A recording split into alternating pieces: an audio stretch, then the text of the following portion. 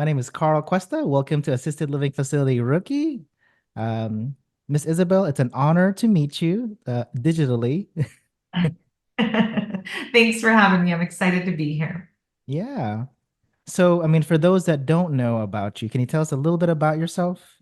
Yeah, I'm the COO of Residential Assisted Living Academy. We teach and train real estate investors and entrepreneurs how to own and operate residential assisted living homes all across the country. So we've got students in all 50 states. I'm personally based in Phoenix, Arizona, where my three care homes are. But it's a family business. We've been running it for about 10 years, and I absolutely love what we do, showing people how to do good and do well with assisted living. Do good and do well. I love those words. That's excellent. Yes, it's such a great industry because really you can make great money, but you also are impacting so many people. And that's what makes it so different from every other real estate investment opportunity is that you don't really feel that great when you get the punches in the wall from someone you were leasing the home out to or the teenagers destroying the bedroom, but you feel really good when the families thank you and appreciate you, and are grateful for the work that you're doing. And not just the families, the caregivers too. It's all encompassing. Yeah, I mean, it's really good work. I initially started this journey to get into assisted living because of my own parents. You know, Mm. they're retired already. So I want to be able to help them when the time comes because I know I want to be able to take care of them myself, yes, for sure. But working and with like three kids, I know I have limitations. So the only way that I could see was an assisted living. And the only way that I could see they would be better taken care of would be if I started my own. So Yeah. I love it. I feel like you're thinking ahead. And that's what I tell people all the time is if you fail to plan, right, you plan to fail. mhm, When your loved one needs assisted living, they need it and they need it now. There's no exactly. like in 6 months or next year. Like it's like within weeks, you have to, Mhm. sometimes days, you have to make a decision. And so you being prepared and thinking ahead is going to save you so much time, energy, money, and stress. The home will be prepared, it will be beautiful, and you'll be able to Mhm. welcome them with open arms, cash flowing, and they can live for free. And that's going to take a whole lot of stress off your plate. Yeah, for sure. That's the game plan for sure, for sure. I love it. Now, in terms of, I mean, you explained that you help other entrepreneurs start their own assisted living facilities. Can you kind Yeah. of walk us through the process? Like, let's say for myself, if I was trying to work with you, how would that process look like? And is there any modules or any classes that I would do? Like, can you give us a little more detail about that? Of course, we have a ton of free resources online, whether it's webinars and books. I know you mentioned that you read my dad's book, The Silver Yeah. Tsunami. So Yes. we've got a ton of free stuff online available always. But really, if you're wanting to go deep and learn everything step by step on how to open your home, we have two options. Our online home study course, it's 11 sections, 46 modules. Go at your own pace, take from home, and it's really just a step by step plan on how to get your home up and running from A to Z. We also host a live training in Phoenix, Arizona. It's a 3 day training. We host it every 6 to 8 weeks. I'm the lead educator at that event, but there's also 8 other experts who were past students who sat in the class. They went out, got their homes up and running, and now they're back to educate and teach other people what they learned along the way. So you're getting expertise from people all across the country who really focus on different things. Some of them are completely remote owners. They own a home in another state. Others are medical professionals, so they're giving you that perspective. Some of them do memory care, others do assisted living. Some of them have multiple story homes. Some have 6 beds, 16 beds. So you're getting a really all encompassing perspective of it. And in the training, we also do drive-bys on our bus tour of our homes. You're seeing virtual tours of homes across the country. So it's a great place to come and really just like behind the scenes, dive deep, connect in, and learn everything you need to know about getting started with this. That's excellent. Now you mentioned that what's it called? Remote owners. Yeah. Is that like in the course, does it mention like exactly which players, which people, which vendors you need to be able to do that? Because that's, I mean, I'm in Houston, but I would also like to, maybe something in San Francisco and I can visit, I can stay there, just. Kind of like an Yeah, old, I like the way you're thinking. Where do you want a vacation? right? Yeah, that's exactly what I'm thinking. So I was like, oh, so like, That's great. You definitely can do this remotely. About 31% of care homeowners are remote owners, meaning they own a home in, a far away location from where they live. And that could be 2 hours away, or it could be a plane ride across the country away. It doesn't really matter because mhm, exactly what you said, if you set up your systems, you can be hands off, and you really should be building your business to be hands off. You don't want to build yourself a job. You want to build yourself a business.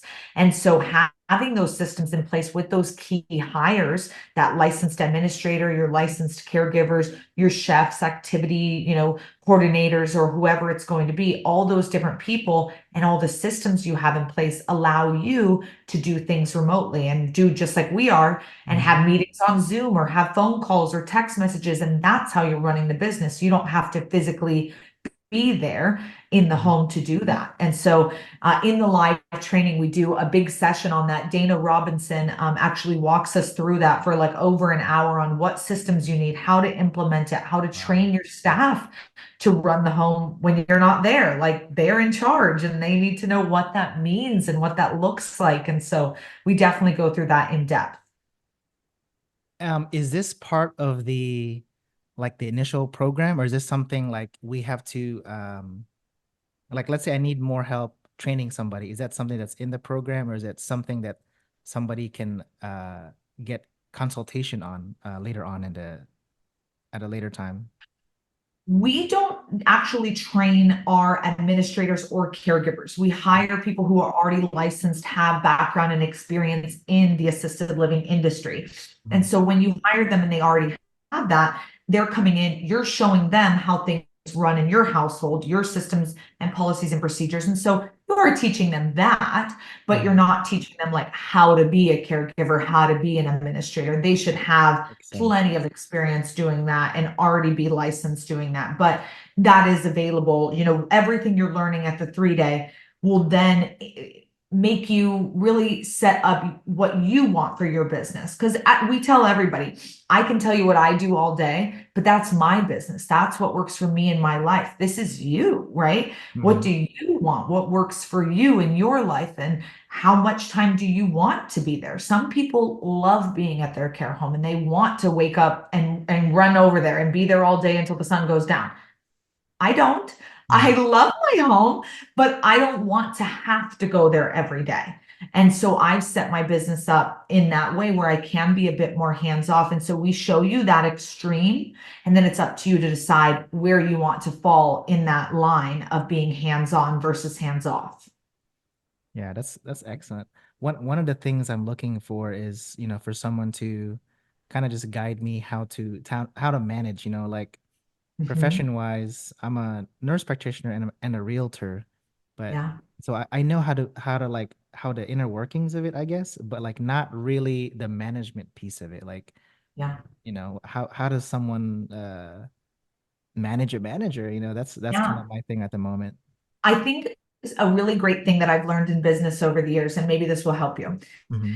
In the beginning, right? Everything that the manager or administrator does, it's going to be don't do anything, ask me, right? Hmm. Like that's the category everything falls into. Okay.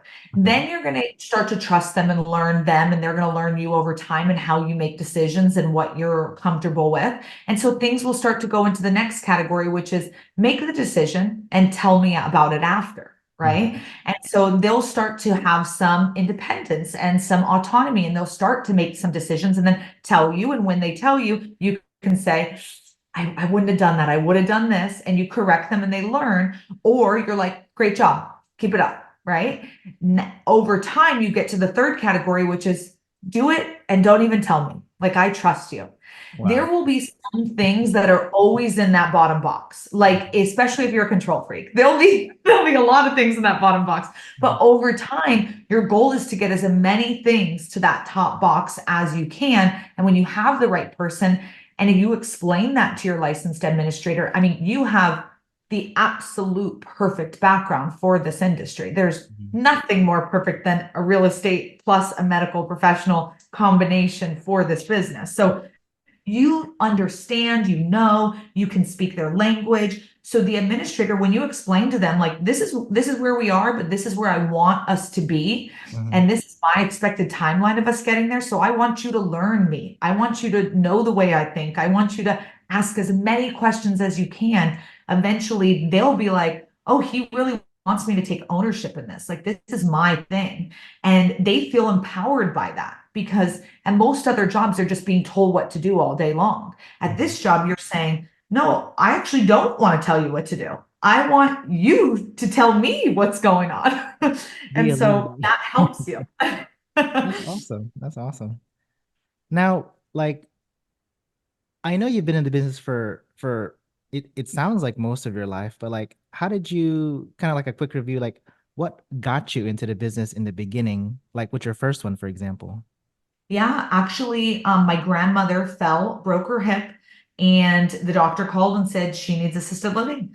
And she was grandmother to 40 of us grandkids, a mother to seven, cared for her husband. Actually, in the childhood home I grew up in, she took care of him while he was on hospice until his last days, her mother until her last days. So she deserved the best of the best. Mhm. She was living in upstate New York at the time, and we searched and searched for something suitable for her, and we really could find nothing that we were comfortable with. Mhm. Places were expensive, they smelled bad, the care was bad, the food was bad, they had waiting lists, and we were like, this is not okay. My dad had been a real estate investor for 30 years at that point, and he kind of stumbled into residential assisted living and realized really quick, wait. I'm going to be paying 5 grand a month for her to live in this home, or I could own the home, cash flow 10 grand a month, and she could live for free. Mhm. We're getting in. And so he purchased his first business, the real estate and the business, up and running with the intent to move her in. She passed before we could move her in. And Mhm. so we didn't get that opportunity, but he fell in love with the business along the way and the impact he was having and the opportunities he was providing to the caregivers, the seniors, the families. And so after one home, he bought another and converted it to become, and another and converted it to become. And I was actually a flight attendant at the time and loving what I was doing, but not making a ton of money. And my dad had always been in real estate, so I knew he did fix and flips and wholesale and this and that and all sorts of stuff. But I was like, why are you hanging out with old people all day? Like, what is going on? What is this type of real estate? So on my off days from flying, I would always like hang out in his office and try to listen to what he was talking about, learn what he was doing. And so eventually I said, I think you need an assistant. I want to come be your assistant. And he was like, okay. I'm like, if you pay me this much, I'll quit my job. He's like, okay, deal. Done. So Done. that was about 10 years ago. It was 2013. And it was just me, him, and one other guy. And he had his three homes, and we had just started the Residential Assisted Living Academy. And since then, we have now 8 businesses, almost 50 employees, still those same three homes. And my dad passed in 2021. And I so I heard. got to Yeah. seamlessly carry on his legacy and Mhm. continue everything that he was doing. And so that's been a blessing as well to learn from him and be able to carry that into the future. First-hand experience and then like carrying out his legacy. That's what I want my kids to do. It's such a beautiful thing because so many other forms of real estate, I talk to like single family investors all day, and they're always like, if I pass tomorrow, my kids would be screwed because I've got handshake deals and a loose contract and someone who, backos and this and that. And they're like, they would be screwed. And when my dad passed, me and my siblings were not afraid at all of what was going to happen with the business because it was so passive. Like he had Mhm. set it up so passively that it was like, we know exactly what he does. He spends 5 hours a week on this. We know what's going on with everything. So it just transitions so seamlessly. And that's a beautiful thing.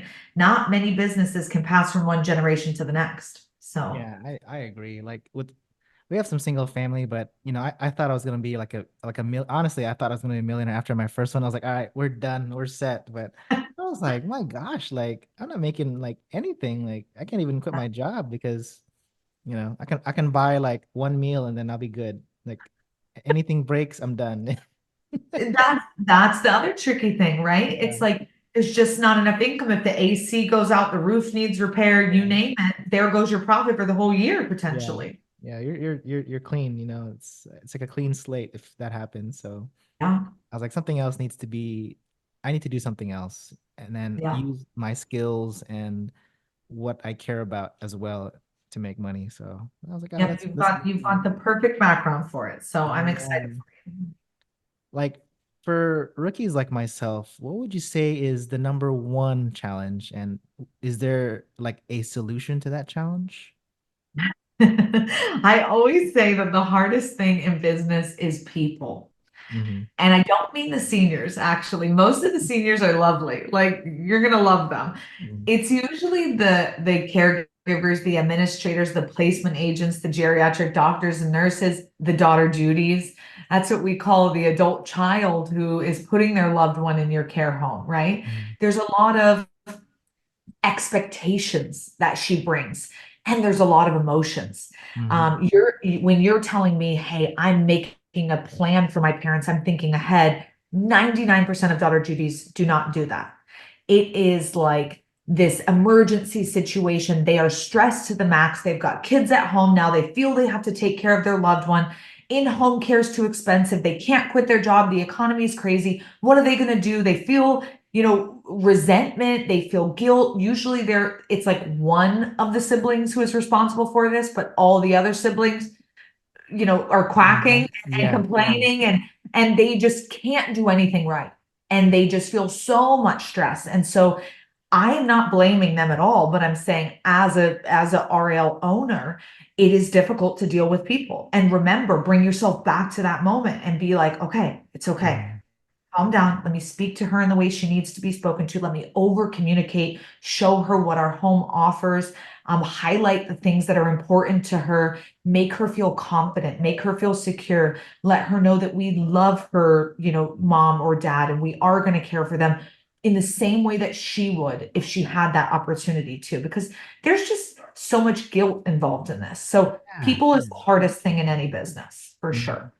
I totally get the guilt part because it's at least in my culture, like they don't know what assisted living is. They think it's a nursing home or it's like a place. And then, there's people talk like, oh my gosh, you put your parents did so much for you and you put them in a nursing. It's like, well, not really. I tried. I wish I was a millionaire and I could just pay a private person to do it, but you know, Yeah. I don't. It's it's not doable for most people. I mean, the Mm, average cost of a one-on-one caregiver is $27 an hour. So if wow. you need 24/7 care at $27 an hour, that's $19,000 a month. Yeah. Like most people cannot afford that. And Yeah. then they say, "Oh, well, I just need you to watch them while I am at work and I'll take nights and weekends." Okay, well, now you just gave up, the soccer game, the ballet Mhm. practice, whatever it is. Like you just gave up your life, because when a senior needs care, they need it and they need it now. It Mhm. is not like, hey, mom, jump in the car, we're running to the baseball game. Like it's painful for them to get out of bed and walk Mhm. 200 yards, sit in the car, walk to the bleachers, sit for 2 hours. Like it's not happening. Mhm. People don't move into assisted living for fun. They move in because they literally have to. There's no other options. And there's also something to be said about this. I know that what you mentioned is so valid. And on social media, we see that a lot. People who really hate on us for what we're doing because they're Yeah. like, you should take care of your loved ones at home and don't Mhm. promote this and whatever. And the reality is, not everyone is born to be a caregiver. I am incredibly impatient. I know who I am. That's okay.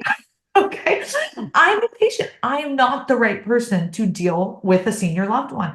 Okay. I don't have that calm spirit, that patience, that gentle heart that can just deal with it all day. I don't. But some people are born with that, and that's who they are naturally. And if you have that, I always comment back to people when they say, I took care of my dad and it was the best thing ever. I'm like, you are so lucky. You're so blessed that God gave you that heart, that you have that energy. And like you said, that you were able to quit your job and take care of them full time. Mhm. Because I can't do that and continue to afford my life. And I also don't have the personality for it. So it doesn't work on either ends. It doesn't mean I don't want to, but it's just not a fit. And so I think when you know who you are, it can really help you make better decisions in this.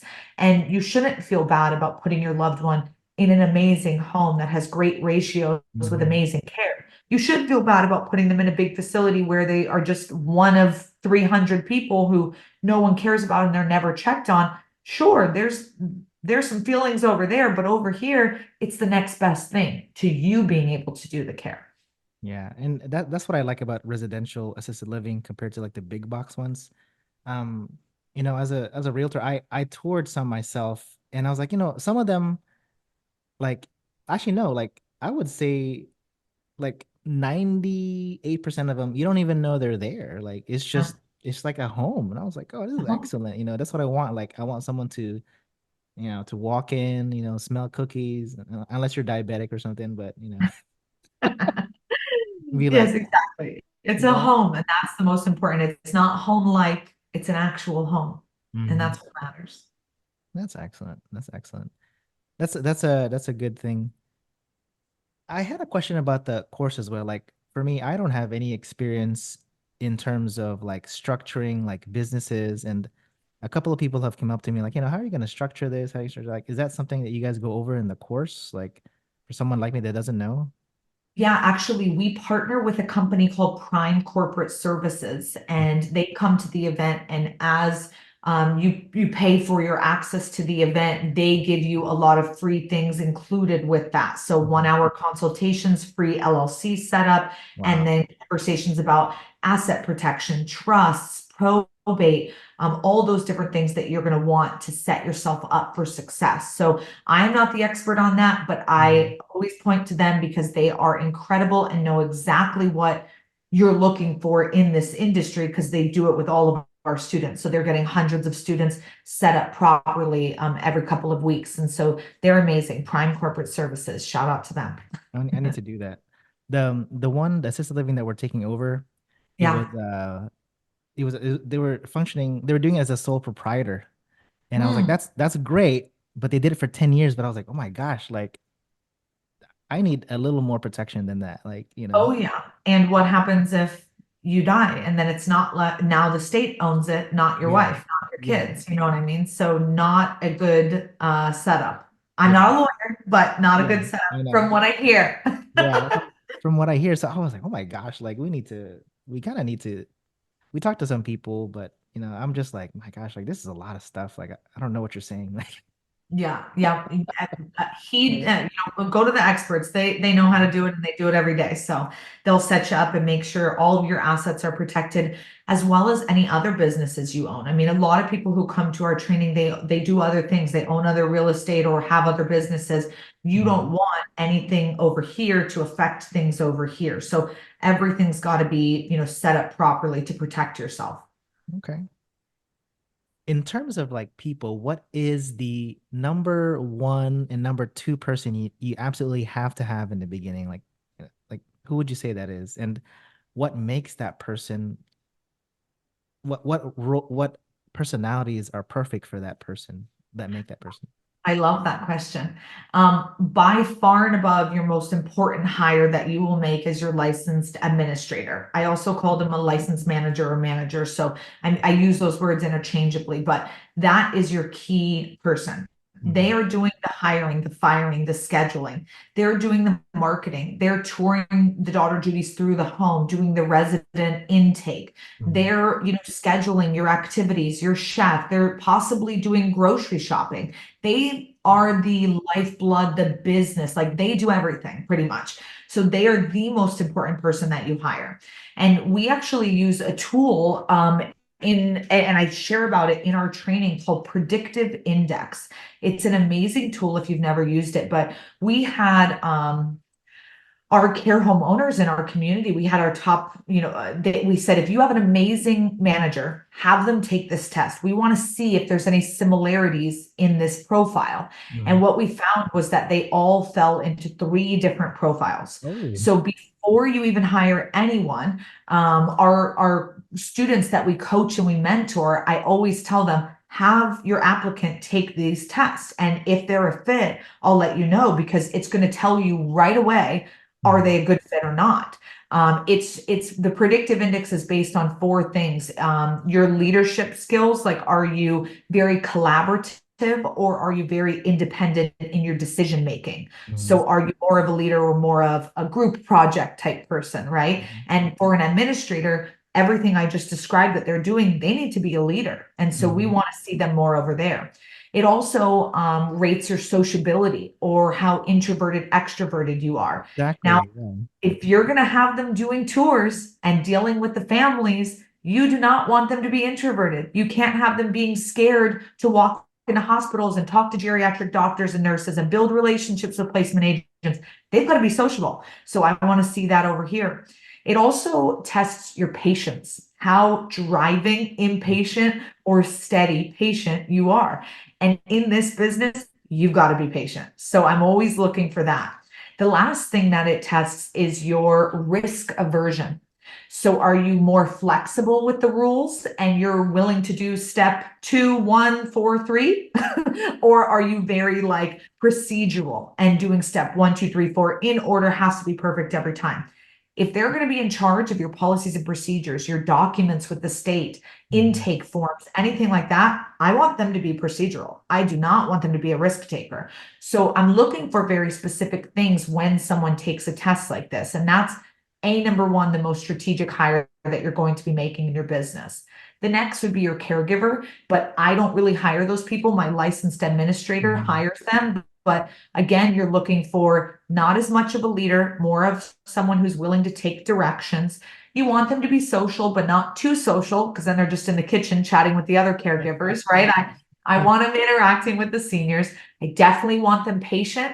And then I also want them procedural if they are doing a task like passing pills. If Mhm. they're doing that, I cannot have someone who's flexible, right? It Yeah. must be someone who's very procedural. But Mhm. if it's someone who's not doing that, and maybe they're my activities, caregiver who focuses on doing the activities and the fun things within the home, I might be okay with them being a little bit more flexible because if, someone's still taking a nap or we're running late or whatever, I'm okay that they're not like, it has to go Yeah. like this. So there's pros and cons to everyone, but the predictive index really helps you make strategic hires for your administrator and your caregiving team. That's excellent. Like I've often felt like that role is, I always bring it back to like single family. Like I feel like that's like a tenant screening almost, and I need like the Mhm. perfect tenant almost in that role. And Yeah. yeah, we had like three interviews, and they're all different. That's why I was like, man, paper wise, excellent, education Yeah. and all this stuff experience. But I'm like, personality wise, man, that's the thing. Like, I feel like everyone's different when you're in an interview. You're Yeah. not really you're putting your best person, but I want to see like the everyday person. Like Yes. I want to meet that one. Exactly. I think that is really important too, because if you are planning on being more hands off, Hmm. you want to make sure that they are representing the type of business that you're trying to build, Hmm. what brand you're about. So what are your core values and do they align with their core values? Because they're going to be the face of your business. They're the one interacting with the placement agents, the families, the seniors, the caregivers. And if they aren't your vibe, your energy, your whatever, it's not going to work. You're never going to like the staff that they bring in. You're never gonna, jive well with them. So it's Yeah. really important that you personally, no matter what a test says, which I live and breathe by that test. I won't hire anyone unless they're 8 out of 10 on that test or higher. Mhm. But you have to vibe with them. Like they have to be the right fit for you. That's excellent. That's excellent. Oh man, you've really helped me personally with my future challenges. Yes, good. I'm happy to. Now, how would other rookies or people interested, how would we be able to reach out to you? Like, what's the best way to reach you? Yeah, RAL101.com is a great place to connect with me and the team. We've got free webinars, free books, free Mhm. tools there for you, and you can schedule a call with me or the team there to chat about your best next steps. Or if you've got a property you're looking at, we're happy to talk to you about any of those different things. So, RAL101.com. Quick. So like we have a property we show you, you guys help us analyze it. Like you guys can do that? In our trainings, we absolutely do. But more importantly, at the trainings, we're showing you like really so we show I should say this, we show you how you can go do it. So we Okay. show you an example so that way you learn the skill and you can go repeat it over and over and over again so that you're always choosing the right properties. And we can do it for you when you call in with a home. I get sent about 100 homes a day. It's really quick. But also, when I show you how to do it, now you can go do it 1,000 times, right? I don't have to do it for you every single time. I want to show you how to fish you can eat for a lifetime. That's excellent. So RAL Academy 101.com. RAL101.com. Okay. Yep. Excellent. Well, thank you so much. Thank you for sharing and thank you for everything you do. And you and your dad have inspired me, and I hope you continue to inspire others through this video as well. I'm from Houston. I'm always trying to tell people, hey, let's get into assisted living. They're like, oh, but I hope with this podcast and with them seeing your material on RAL 101 that they'll learn and be more inclined to actually do it because I feel like everyone should get into it. Like not I just agree. not just money, but in terms of like if you really care about someone, you want to be able to direct their care if you can. So Yeah, you're going to be either lying in the bed or writing the check for someone who is, right, or yeah, you could own the real estate and own the business and cash flow and have a place for your loved ones to go. No matter what, you're going to get involved. But exactly. what you're doing is the smartest thing, taking advantage of it before it's a crisis in your life. You're Mhm. making a potential crisis an opportunity. And I love that. So happy to chat with you anytime. I'm excited for your 14 bed to open. And I hope that you can come to, I don't know if you've heard about our national convention that we host.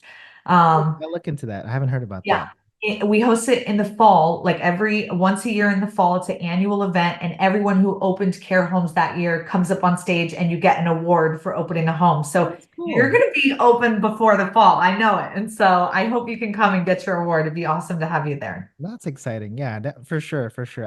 I need some training. I mean, I'm a rookie, and I need all the education I need. So I love it.